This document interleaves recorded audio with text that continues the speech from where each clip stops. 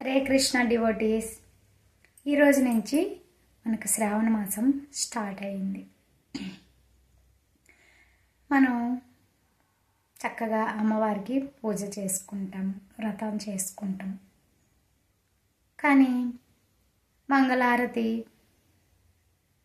చేయడానికి రాదు, పాట రాదు కదా.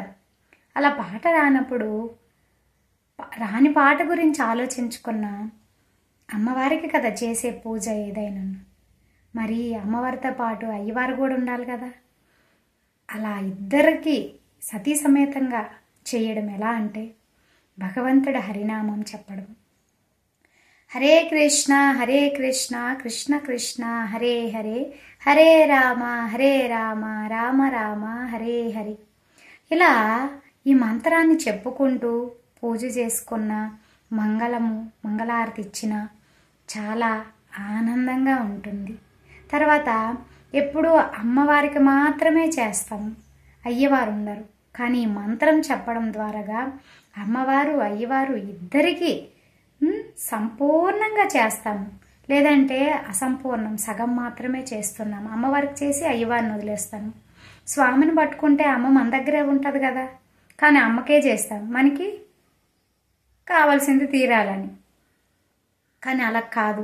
ఈ హరే కృష్ణ మంత్రం ఎన్నిసార్లు ఎన్ని విధాలుగా ఎలా చెప్పినా కూడా, ఎన్ని భాషల్లో చెప్పినా కూడా హరే కృష్ణ మహామంత్రం చాలా ఆనందంగా ఉత్సాహంగా ఉండగలుగుతాము. హరే కృష్ణ కృష్ణ కృష్ణ హరే హరే, హరే రామ రామ రామ హరే హరే. ఇంకొకటి, మనము ప్రతి చిన్న విషయానికి బాధపడిపోతాము. ఆ బాధ పడకున్నా భగవంతుడి నామాన్ని చెప్పుకోవచ్చు.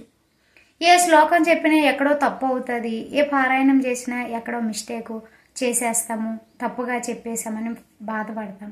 కానీ ఈ మంత్రానికి ఆ బాధ అనేది ఉండదు.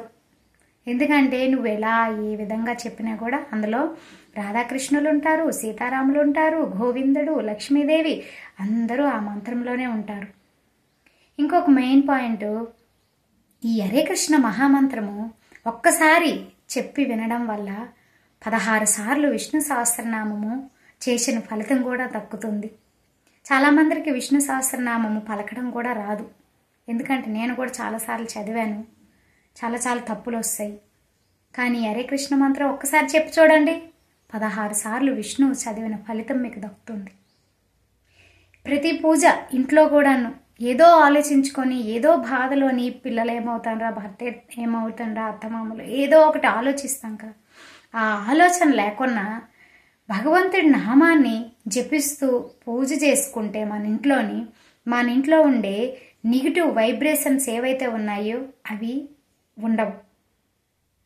పాజిటివ్గా ఉంటాము, పాజిటివ్గా మాట్లాడతాము. ఇట్లాంటి సిచ్యువేషన్లో అయినా మనం పాజిటివ్గా మాట్లాడగలుగుతాము, ఆనందంగా ఉండగలుగుతాము.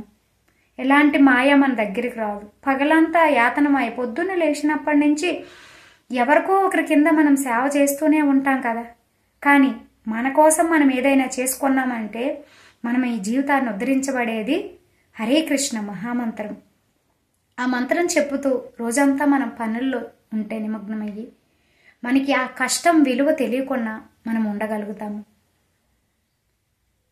ఈ మంత్రాన్ని ప్రతిరోజు కనీసం ఒక మాల 108 సార్లు అంటే ఒక మాల అవుతుంది. రోజంతా ఆనందంగా ఉండగలుగుతాం. ఏ రోజుకి ఆ రోజు 3 పూటలు వండుకొని తింటాం కదా. భగవంతుడికి ఒక 7 నిమిషాలు టైం ఇవ్వలేమా? ఇవ్వచ్చు. పిచ్చి సీరియల్ చూసే కన్నా అవి చూసినంతసేపే ఆనందము.